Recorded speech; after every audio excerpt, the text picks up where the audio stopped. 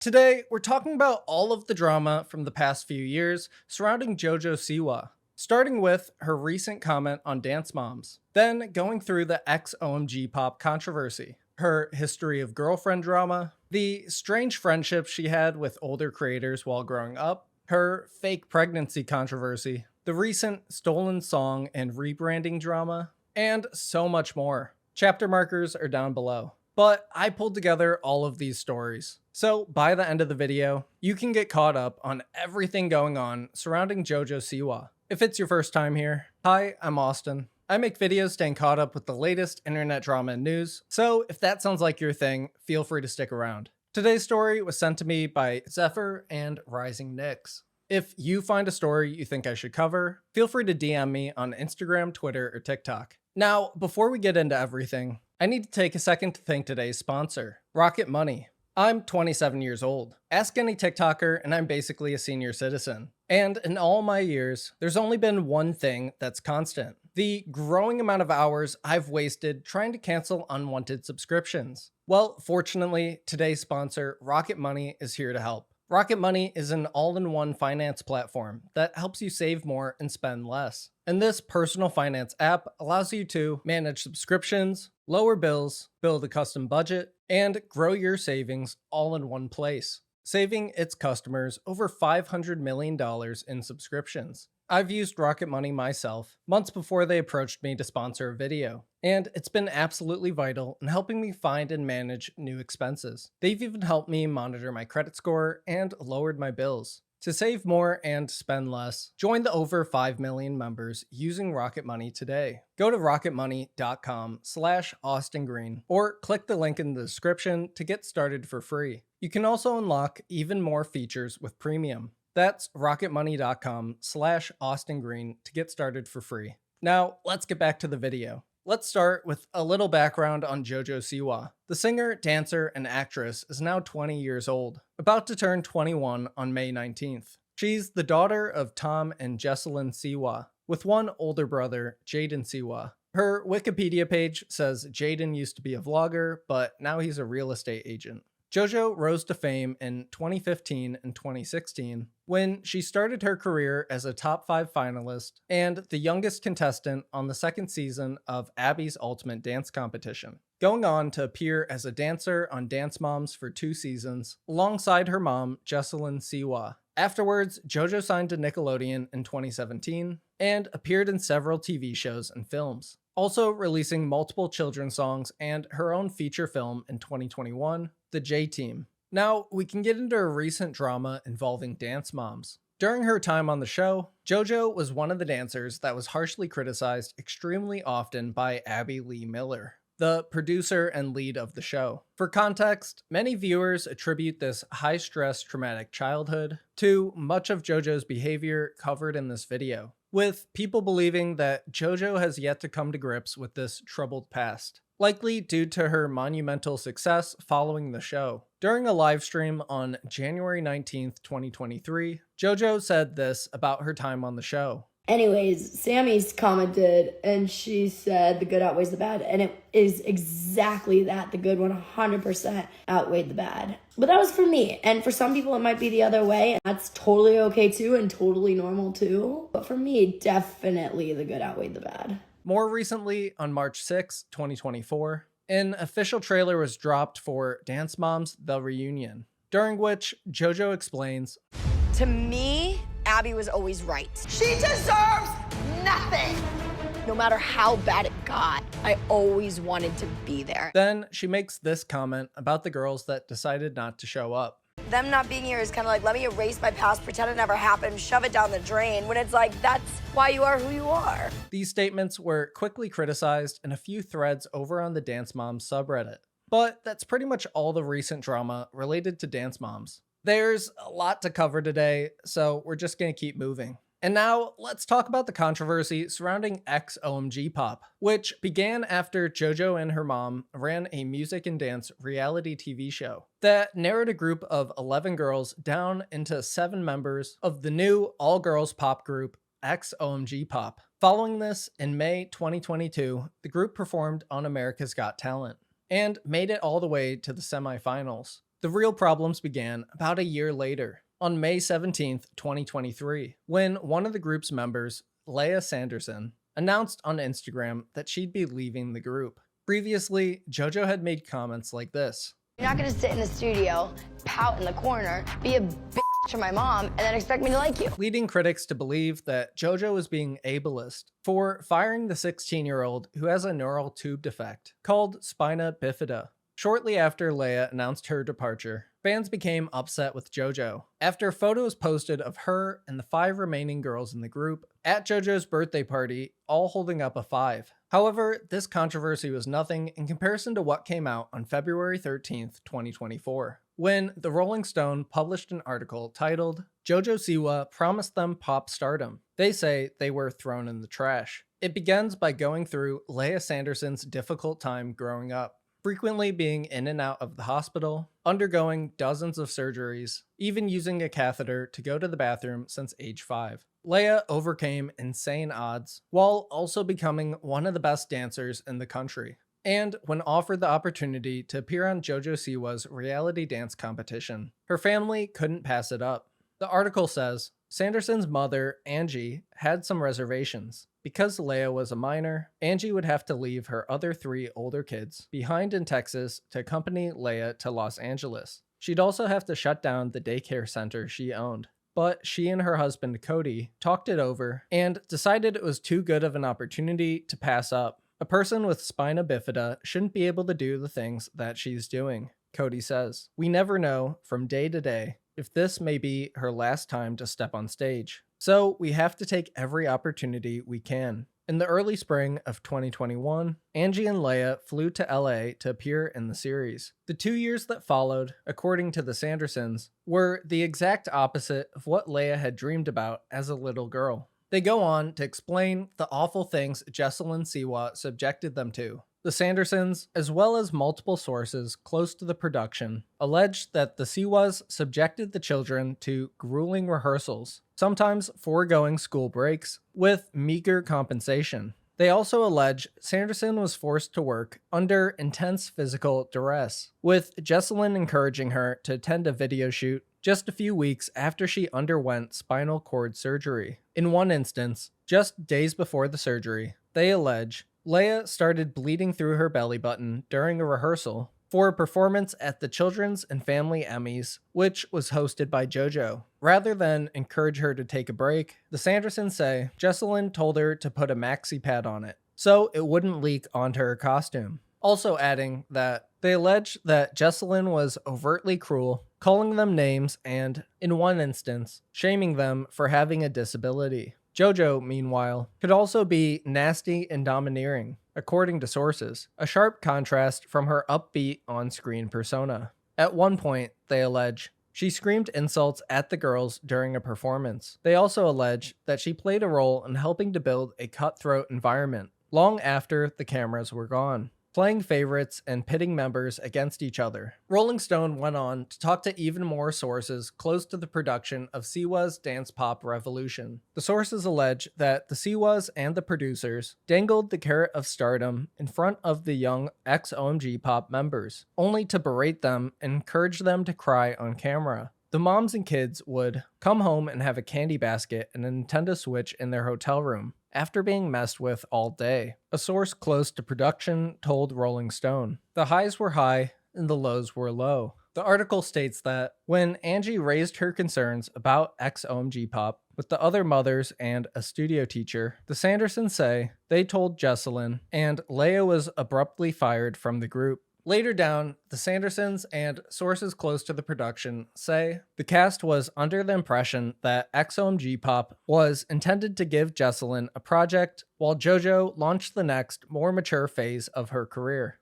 It was like, let me give my mommy new little dolls to play with, so I can stop wearing the bows and have a life, one source suggests. Also adding that 2 of the contestants were frequently compared to each other by Jessalyn because they both had blonde hair, prompting one of them to dye their hair mid-season. Two sources close to the production alleged that, in a deleted elimination sequence, the girls who were cut from the show would be asked by producers to look into the mirror, watching themselves become visibly upset during their exit interviews. According to one of the sources close to the production, an adage among some of the producers on set was, "It's not a good day unless you make a kid cry." Following this, even more light is shed on Jessalyn Siwa's awful treatment of the girls. Jessalyn was also allegedly verbally abusive during rehearsals, the Sandersons and two sources close to the production allege, with Jessalyn parading a contestant with hypotonia, a disorder that causes low muscle tone, by mocking her for being unable to move her arms and legs.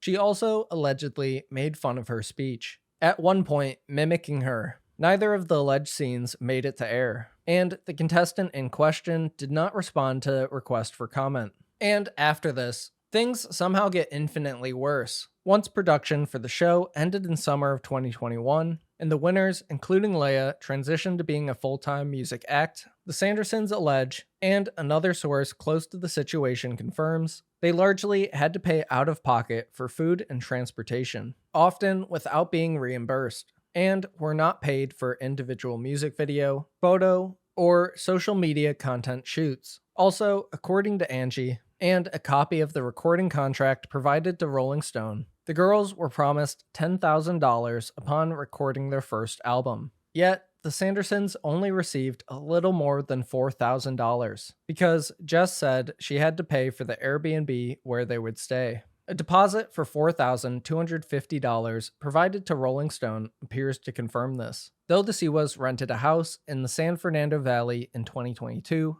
that would become known as the XOMG Pop Content House, which was furnished with brightly colored walls and a claw grab machine. The kids did not sleep there. According to the Sandersons and a source close to the group, Angie alleges that after leaving the Airbnb, she and Leia would spend several months sleeping on blow-up mattresses on the floor of Kinley's dance studio. This was, Angie says, a dire financial situation for her family, as she had to shut down her daycare center in order to live with Leia in California. Yet, she lived in fear that if she said anything, she would endanger Leia's position in the group, or they would be sued for breach of contract. Something she and two sources close to the production of Dance Pop Revolution allege the mothers were threatened with on multiple occasions. "You have to understand the atmosphere," Sanderson says. "You're not allowed to say anything. You can't question anything. You're living in fear that you're going to cost your child their opportunity, that they'll get fired, or that we're going to have to get a lawyer. And none of us had the money." The mothers were so short on funds, Angie alleges, that at one point she and Bella's mother started working directly for Jessalyn herself, organizing JoJo's closet and scrubbing toilets in her home for $20 an hour, according to PayPal receipts and a schedule provided to Rolling Stone. On top of all this, the Sandersons say the rehearsals would last 9+ hours, with no school, alleging that Leia was only able to complete 6.6 hours of class time for all of December. After the competition reality show ended, the Sandersons and other sources say the competitive aspect never really went away. XOMG Pop members were required to put in endless hours making Snapchat, TikTok, and YouTube content. There was no direct compensation for that labor, but according to the Sandersons and two sources close to the situation, the girls were promised a $500 prize if their TikTok got the most views in a given week. During one of the group's performances at Mall of America, Leia says that JoJo was shouting at them in their headsets, screaming, "You're sucking, bring it up. The energy is low. You look sloppy. This isn't good enough. We had thousands of people watching this, and then we have somebody in our ear screaming at us, telling us we suck." Towards the end of the article, they go into detail about Leia's split from XOMG Pop. On May 3rd, 2023, while the girls were filming a YouTube video making slime at the group's content house, Angie, fed up with the allegedly arduous hours and the erratic school schedule, had a verbal confrontation with the other mothers, as well as the girl's teacher. When Jessalyn caught wind of it, she texted her demanding that she apologize to her and the other mothers for her behavior. "Angie, I'm really tired of it," Jessalyn says in the text, which were reviewed by Rolling Stone. "I work really hard. I've gone over and above and beyond for you and your kid. There's food at the house. They're not overworked. If you're gonna work for me, you cannot act like an a-hole. End of the story. Texts provided by both the Sandersons and the Siwas counsel show that Angie repeatedly pleaded for Leia to stay in the group. "Please, Jess, my daughter will hate me forever," she wrote in one text message. She even offered to assign on-set guardianship, a requirement for minors in California, to her older daughter or to one of the other mothers, so Leia could stay in the group. A gesture that the Siwas, via their counsel, allege completely discredit her in these ridiculous allegations, but which Sanderson characterizes as a last-ditch effort to help a shattered Leia continue to pursue her dream. "I blamed myself because I felt like I was taking something away from Leia," she says. "I wasn't offering to sign my parental rights over. If I was the problem, I was just going to have one of my older daughters come out and be on set with Leia so she could remain in the group. Ultimately, her efforts were for naught." Jesselyn fired Leia via text on May 6, 2023, saying, "We have decided we will not be continuing to invest in Leia, and she is released from the group effective immediately." And with that, we're pretty much caught up on all of the recent controversy surrounding Jesselyn and JoJo Siwa's group, XOMG Pop. Now, we're going to shift gears a bit and go through JoJo Siwa's recent relationship drama, which started on January 22nd, 2021, when 17-year-old JoJo Siwa came out as gay by posting this photo. The next week, on February 4th, 2021, JoJo actually went on Jimmy Fallon and explained how her girlfriend encouraged her to post the best gay cousin t-shirt photo. 4 days later, on February 8th, JoJo posted a girlfriend reveal, confirming her relationship with Kylie Prue. 2 months later, JoJo connected with People magazine to say that the announcement was the last thing she hadn't shared with the world, and was inspired by her love for Prue, which began as friendship and turned romantic in late 2020. At first, JoJo didn't want to put a label on her sexuality. "I still don't know what I am. It's like, I want to figure it out. And I have this joke. Her name is Kylie, and so I say I'm Kai-sexual," she says. "But like, I don't know.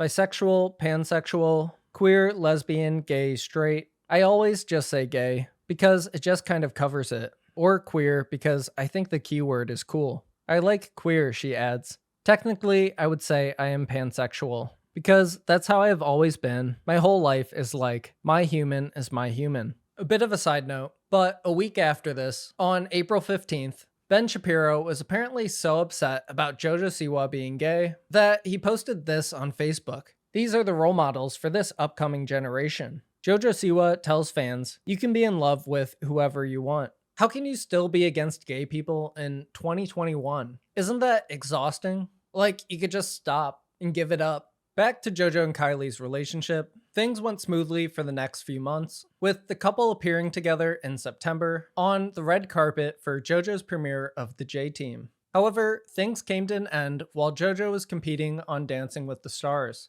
because in October 2021, US Weekly reported that Dancing with the Stars' JoJo Siwa and Kylie Prue split after less than 1 year of dating. Now, here's where all the relationship drama actually begins. 2 months later, on December 28th, 2021, JoJo announced her new relationship with Katie Mills. This soon hit disaster the same day when fans pulled up Katie's old liked tweets, which included things like, "I'm sorry, Donald Trump, we let you down," and "Is a transgender woman a woman? Retweet for yes, like for no." Katie quickly responded to this with a 9-part apology thread on Twitter, and following this, it's unclear what really happened between them. Things with Katie Mills went quiet for the next year. 9 months go by, and in September of 2022, JoJo announced that she was officially dating TikToker Avery Cyrus, sharing in another TikTok that their first date was at a Chuck E. Cheese. However, it all quickly ended just 3 months later in December. Shortly after the breakup, JoJo appeared on her mother's Instagram story in a video where she appears to be accusing Avery of clout chasing. "Why are you mad? Why are you mad? Because I got used For what?" for views and for clout. And I got tricked into being told that I was loved. In response, Avery said to People magazine, "From my perspective, me and JoJo left on great terms and are still friends. The relationship was very real, and I have nothing but love for JoJo and her family. Adding, I'm still very hurt that JoJo broke up with me, and am saddened and confused by the situation. A few months later, Katie Mills came back into the picture on March 29th, 2023, when she posted this video, calling out JoJo for making TikToks that continued to trash her exes.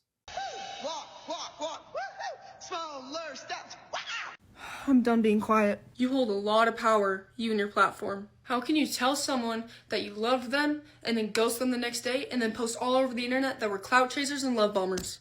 I don't get it. You sent me and Avery through hell for months and gave us no explanation why. You know we weren't love bombers or clout chasers. Weren't you the one that decided that we needed to go to the Hollywood Boulevard, Disney, and the Lakers game? That wasn't my idea.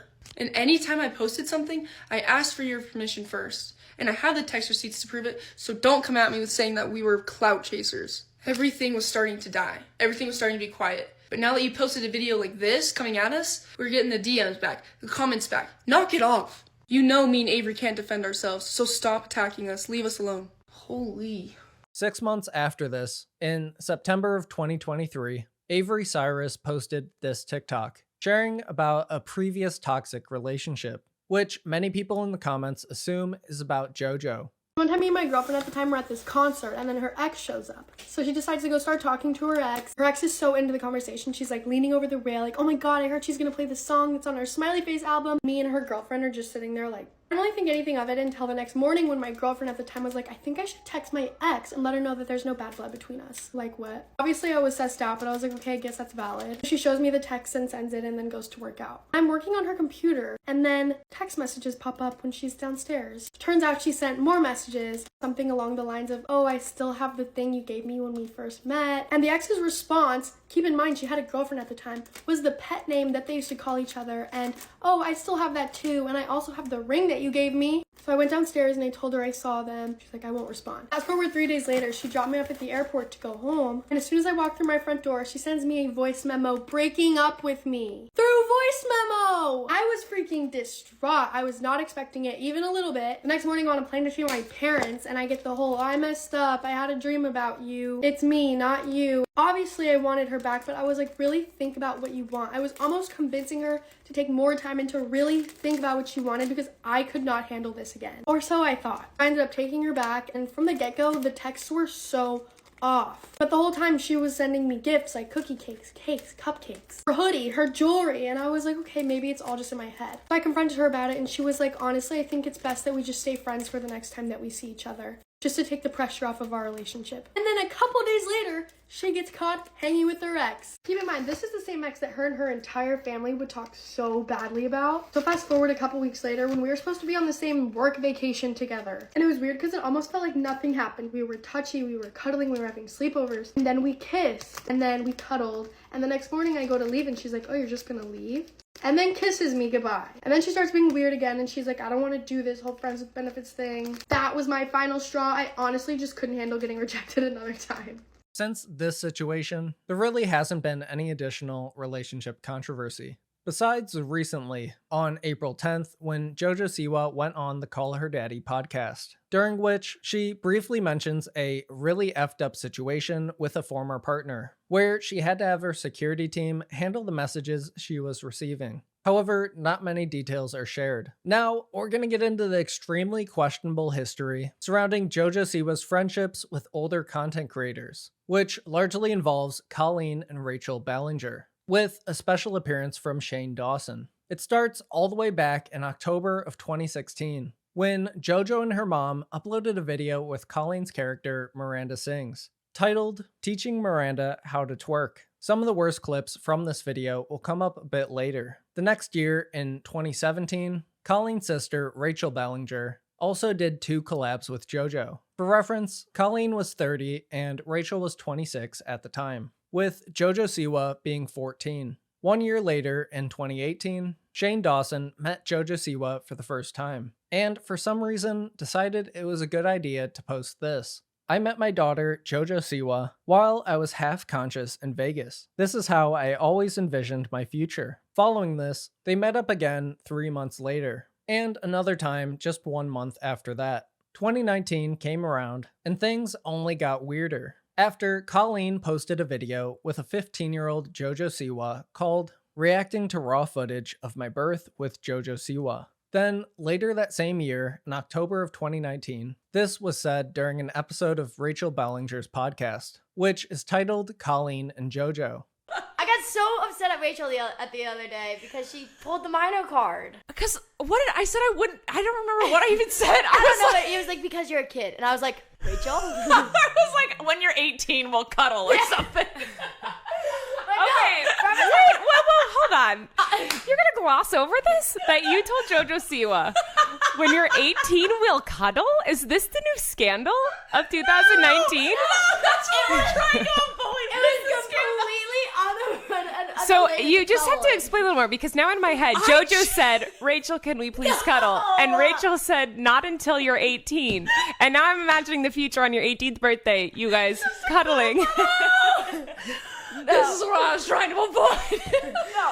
Scandal, you heard it here first. We were talking about my 18th birthday. And Rachel's going to cuddle you for your 18th birthday. That's my present. What do I get the girl that has everything? A cuddle. No, we were in the Ralph's parking lot. Okay, it's not, you're not helping your case. Why were you in the Ralph's parking lot talking about JoJo cuddling? wanted laundry detergent. Cookie dough. Oh, yeah. Yep. I did. And a few months later, the Bellingers invited JoJo over for their Christmas party. Also, something to note, back in March and August of this year, JoJo went on a little side quest and hung out with Kim K, Northwest, and Kanye. She told US Weekly, Kim sends me pictures of the kids. We just talk. She actually gave me some great advice. She said she was always here for me if I needed it, so she's a really sweet person. I think that we both understand what this world is like, and that we both just want people to be nice and be happy and be friends and be supportive. And I think that's what makes it work. Her mom, Jesselyn, chimed in, Kim texts JoJo all the time. They're really good friends, and I love it. I love it so much. At this point in 16-year-old JoJo Siwa's career, many people started to take notice of how careless Jesselyn Siwa was when it came to monitoring which adult content creators and celebrities JoJo was talking to and hanging out with. After this, 2 years go by. It's 2021 and JoJo is now 18. In January, she started the process of coming out as gay. Later this year, in September, Rachel Bellinger, now 30 years old, has JoJo rejoin the podcast for an episode titled Coming Out to Each Other, and for another on March 30th, 2022, called JoJo Spills the Tea. Around the same time, the criticism of Colleen Bellinger's interactions with her underage fans was growing. And the next day, clips from JoJo and Colleen's 2016 video started surfacing. You can always do a figure eight, but not the twerk. Or you can do 5, 6, 7, 8, hands up in the Stop it, JoJo! Stop! Do not. Do not look at it. Stop it! What was that? JoJo! JoJo, is he? JoJo, I need to pray for you. JoJo! JoJo, who's teaching you these things? Where's your mother? Stop it! JoJo, I swear! JoJo! Pray over JoJo. She's doing the twerkings and she's a young little doll. It's okay. If I think that doesn't mean I get a kiss. Not from me. I'm not kissing you. I'm not allowed to meet JoJo, and you're too young to be kissed. You're too young. It's fine, guys. So Miranda, this isn't JoJo's juice. Do you know what a JoJo's juice is? It's juice that's JoJo-y. No. 3 months later, on June 27th, 2022, possibly the worst titled video on YouTube from Colleen in 2013 was found. To name 3 people you would want to sit on your lap. This is gonna sound so creepy. My answer is so creepy, but I don't mean it to be creepy. I were Santa, I would, this is gonna sound so bad. I can't admit this. This sounds so pedophile. I would want the girls from Dance Moms. It sounds super creepy, but it's totally innocent. I just think they're adorable and super talented, and I'm in love with them in a very sweet babysitter child sort of way. That still sounds creepy. Please, Colleen, don't put this online. How this person was allowed to build a massive audience of children is beyond me. But towards the end of 2022, JoJo joined Rachel Bellinger again for another podcast titled The Direction JoJo is Going. And following this, even more clips were found of Colleen acting inappropriate with JoJo. Yes. Yes. No. Yes. Maybe. What? All right, here we go. What's first? Never have I ever kissed anyone. You have never kissed anybody? Never. JoJo. Never in my whole life. What? I know, right? Never have I ever not had a boyfriend.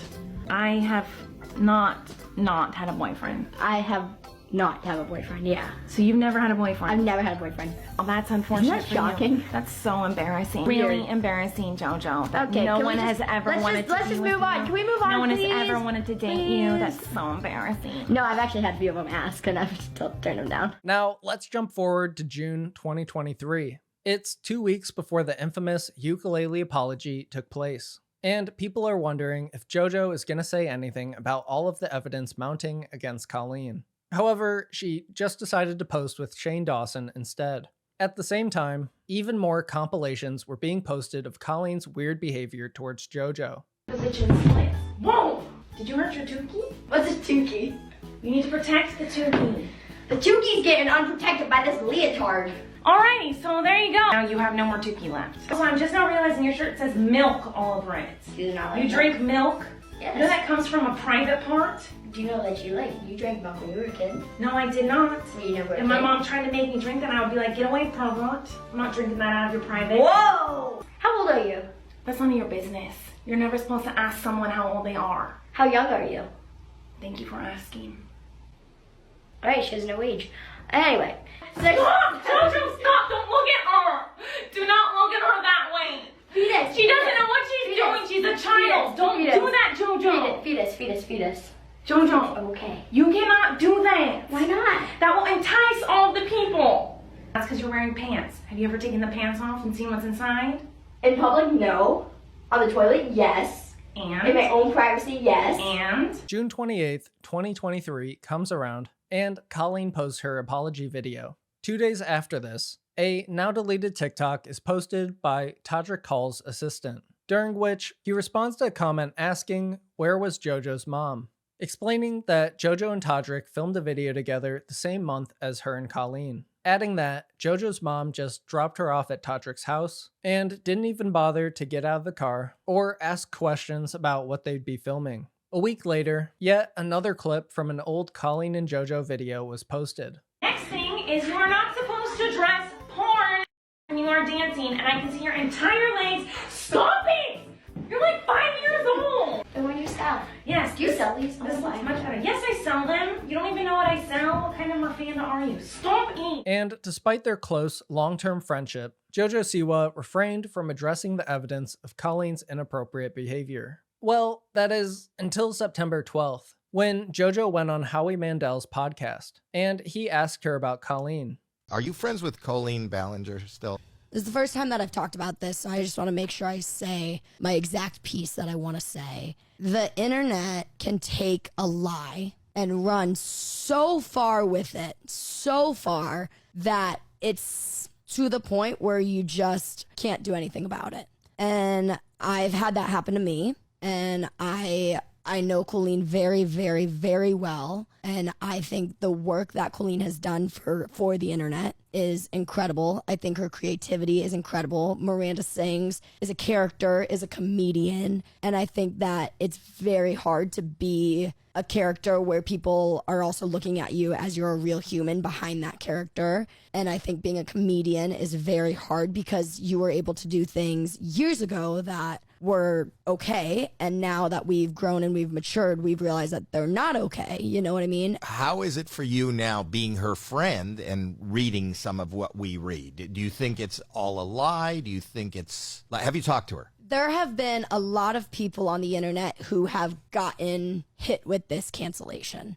And a lot of them I know, some of them I don't know. And I look at it and I see that this is a sensitive subject. Somebody who is affected by anything having to do with adults. And I mean, for real grooming it's a very sensitive thing. This comment drew an insane amount of backlash online, with critics noting, "It's wild that JoJo is denying everything and calling these allegations lies. Like she wasn't in active group chats with us Colleen fans and witnessing it firsthand. LMAO." Another week goes by, and another poorly aged clip from Colleen is found. Well, you're talking to the queen of everyone hating me. Like, everyone hates me. It's us too. We're nailing it. The controversy following JoJo's comment regarding Colleen tails off, and 2024 starts with another Rachel Ballinger podcast featuring JoJo titled Insecurities and Regrets. And now, as recently as April 6th, JoJo still shows no signs of wanting to publicly distance herself from the Ballinger family, because Colleen was recently invited to attend and make content at JoJo Siwa's song release party. But that pretty much sums up the entire timeline behind JoJo Siwa's inappropriate friendships with far older content creators like Colleen and Rachel Ballinger, on top of Shane Dawson and many others I haven't mentioned. Now, let's switch gears and talk about the fake pregnancy drama, which started on March 1st, 2023. After people online started noticing JoJo Siwa was posting Snapchat stories and iMessage screenshots insinuating that she was pregnant. A few days later, on March 6th, she posted a video laughing about the rumors, seeming to admit to it just being a joke.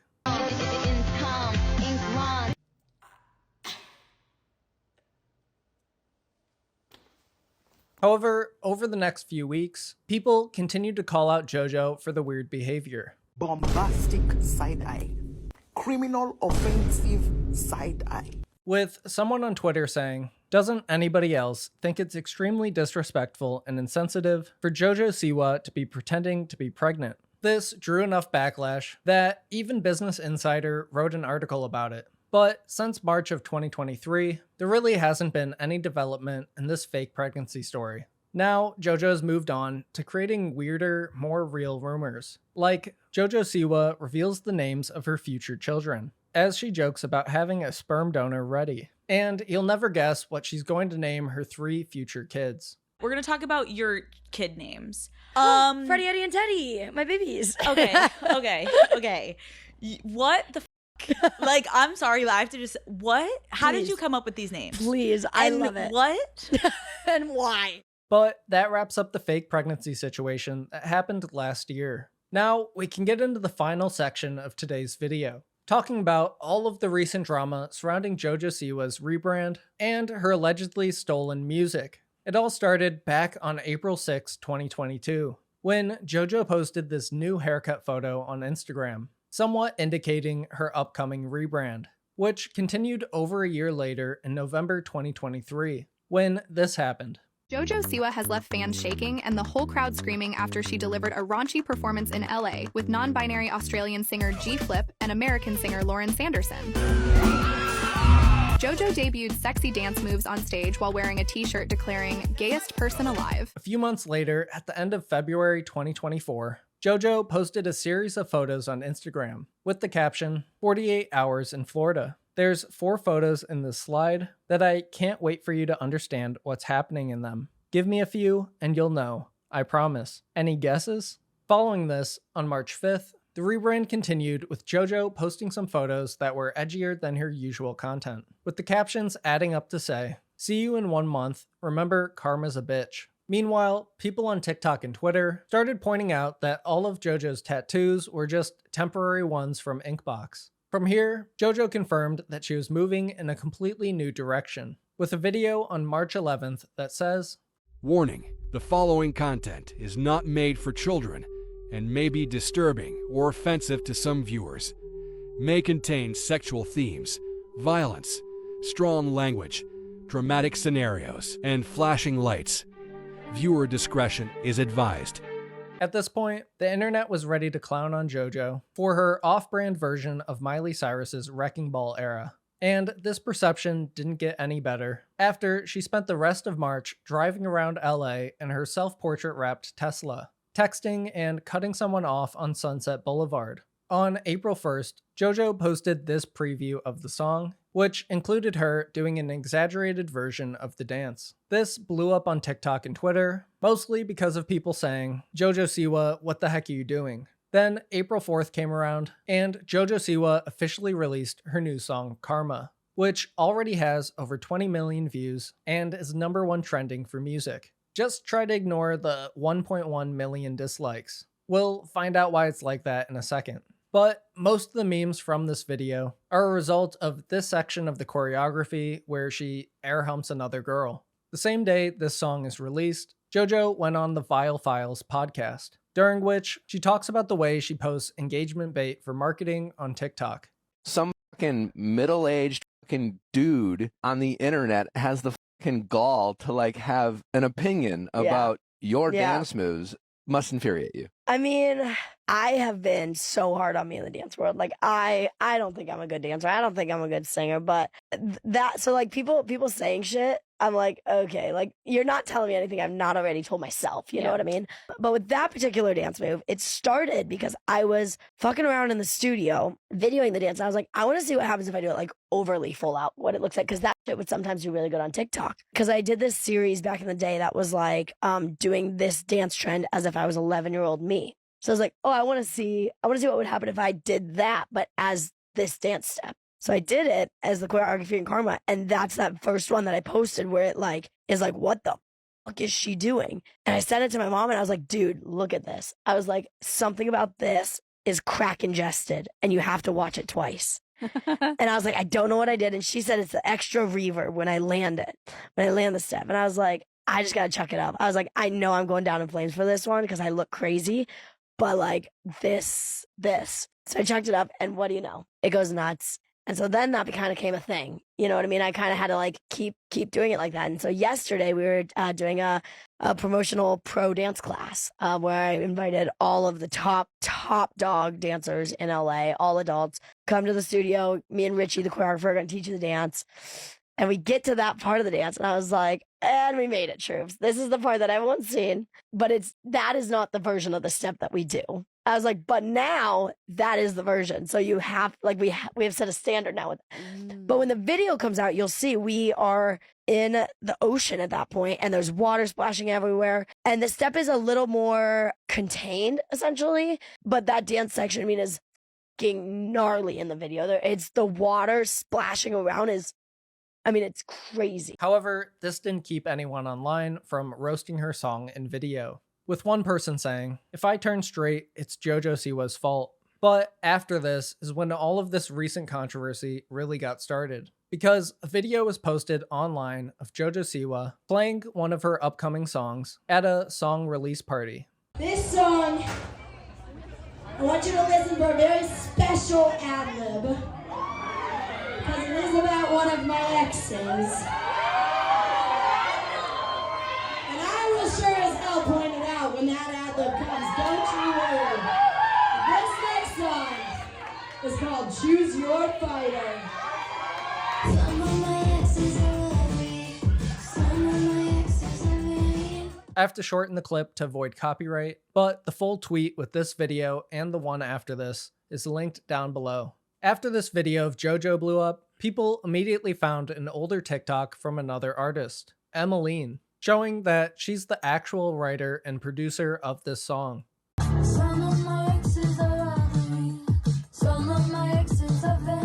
Emmeline quickly responded to this situation the same day, saying, "Hi 2024 fans, I'm going to make a story time soon. I actually didn't sign off on it coming out with JoJo, not her fault. If my version gets love, I can still put it out after hers. Thanks for the support." And after hearing the two versions, many critics questioned whether JoJo even replaced Emmeline's vocals on the track, with the only obvious additions being some Kids Bop style ad-libs. Haters also tried to confirm these rumors by sharing videos of JoJo Siwa singing in the car. You are still a traitor.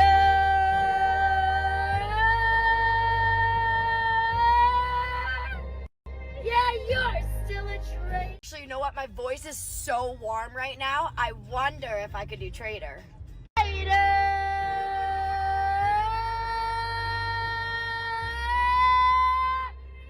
So close.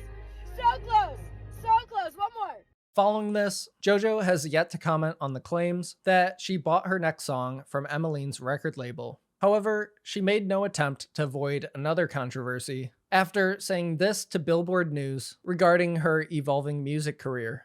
I want to start a new genre of music. And they said, what do you mean? And I said, well, it's called gay pop. Songs like Applause by Lady Gaga. It's the On My Own Miley Cyrus, Can't Be Tamed Miley Cyrus, Karma. It's that world of music. It's no secret that my transition is heavily inspired by Miley Cyrus. Of course, Miley's flip, Miley's switch, Miley's turn was the greatest thing that I witnessed with my own two eyes. Many fans of actual gay pop music took major offense to JoJo's explanation, and critics of her whole rebrand only latched onto her comments about wanting to be like Miley Cyrus. JoJo Siwa's fans, on the other hand, were mostly disappointed to find out that both Colleen Ballinger and James Charles were in attendance at her recent song release party. But things only get way worse after everyone found out that JoJo's new song Karma is actually a 12-year-old unreleased song called Karma's a Bitch. It was produced by Timbaland for the artist Britt Smith, after Miley Cyrus originally recorded the song and decided not to release it. There was a music video made and everything, but the project eventually got scrapped. And the song goes hard. I'll link the full thing below if you want to listen. But the fact that this was literally an unreleased Miley Cyrus song didn't exactly help her case against the claims of her copying Miley's rebrand. However, people's claims of her stealing both these songs isn't exactly true. Dozens of popular artists buy songs from writers and producers to record themselves. And JoJo Siwa has made it clear in past podcasts that she never claimed to write them. And then as I'm leaving, the producer, Antonina, goes, I have a song that I want to play for you. It feels right for you. I don't know if you can have it because it's an old song and I have to get a lot of rights and I have to get a lot of people to sign off on you being able to do this song. But I think you might be the person to have this song. And she played me Karma, or a version of Karma. And when I tell you, I was on my way out, ready to go sob in my car, and all of a sudden I just sat and was like, this song is special. Karma is special. This song is special. Karma is special. This was 2 years ago. So I was 18 still. I was very afraid of the lyrics of Karma. I wasn't ready to say I was a bad girl. I wasn't ready to say I should have known better. If I had a wish, I would have never effed around. Another late night, another crazy mood, and I didn't think twice what it would do to you. I didn't feel comfortable saying that yet. I didn't feel comfortable singing that yet. But I told her, I said, this song is special. I want it. It's never going to be my first song. And I remember saying that. I was like, it's never going to be my first song because it's too much. I was like, but yes, like I want it and it'll eventually see the light of day with me. And this is when I was planning on my music coming out in 2 months. Little did I know it was going to be 2 years. Most of the belief online that JoJo's claiming to have written these songs stems from a comment she made just before playing the Emmeline song, where she's stating that she wrote the additional ad-libs on the track about her ex, not the actual lyrics. I want you to listen for a very special ad-lib, because it is about one of my exes. But with that, we're completely up to date with most of the drama and controversy surrounding JoJo Siwa. From her recent comment on Dance Moms, to the XOMG Pop controversy, the past girlfriend drama, her weird friendship with Colleen and Rachel Ballinger, the fake pregnancy controversy, and all of the stolen song and rebrand drama. But now that you know pretty much everything about these situations, I need to know, what do you think about everything? There was a lot today. Please let me know that and anything I missed down in the comments. If you want to stay caught up with even more internet drama and news, subscribe to either channel to catch the next story. Thank you so much for making it all the way to the end, and I'll see you in the next one.